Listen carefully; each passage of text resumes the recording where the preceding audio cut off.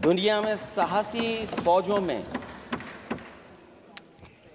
गिनती अगर होती है तो हमारी भारत की सेना सबसे आगे दिखाई देगी।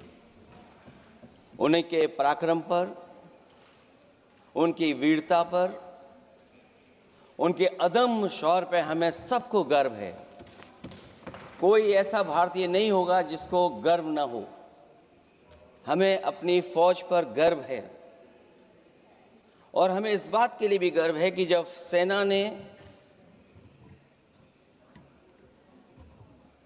अपना ऑपरेशन शुरू किया तो पाकिस्तान के जितने भी टेररिस्ट कैंप थे उन पर अटैक किया गया। न केवल पाकिस्तानी कैंपों को नष्ट किया गया बल्कि पाकिस्तानी जो एयर बेस हैं उन तक पहुंच गए, उनको भी नष्ट किया, ध्वस्त किया। और जब हमारी फौज पाकिस्तान को हमेशा हमेशा के लिए एक पाठ पढ़ा सकती थी, एक ऐसा संदेश जाता कि भविष्य में पाकिस्तान कभी ये हिम्मत नहीं जुटा पाता। और ऐसा भी लगा हम लोगों को, क्योंकि अध्यक्ष महोदय, जब हम बड़े बड़े राष्ट्रीय चैनलों को देखते हैं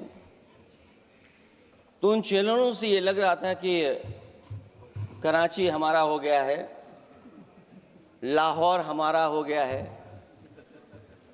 किसी चैनल ने किसी को ये भी बताया कि हमने उनको पकड़ भी लिया है। जो कमेंट्री, जो विजुअल्स थे, वो ऐसा लग रहा था कि अध्यक्ष महोदय अब पीओके हमारा हो जाएगा। हालांकि सरकार के इंजनों को मैं टकराता हुआ देखता हूं। हो सकता है ये मेरा भ्रम हो,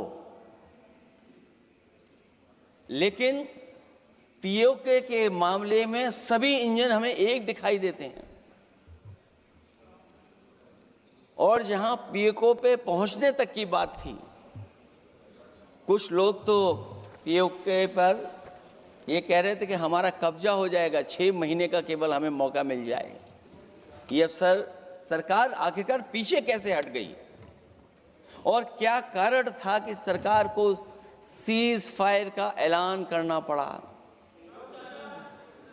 अध्यक्ष महोदय, हमें उम्मीद थी कि सरकार सीज फायर करेगी, सरकार ऐलान करेगी, लेकिन इनकी मित्रता बहुत है, बहुत गहरी मित्रता है।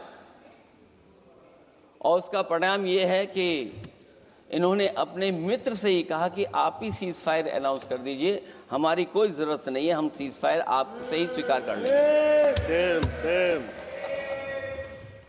आखिरकार किस दबाव में ये सरकार स्वीकार कर रही है?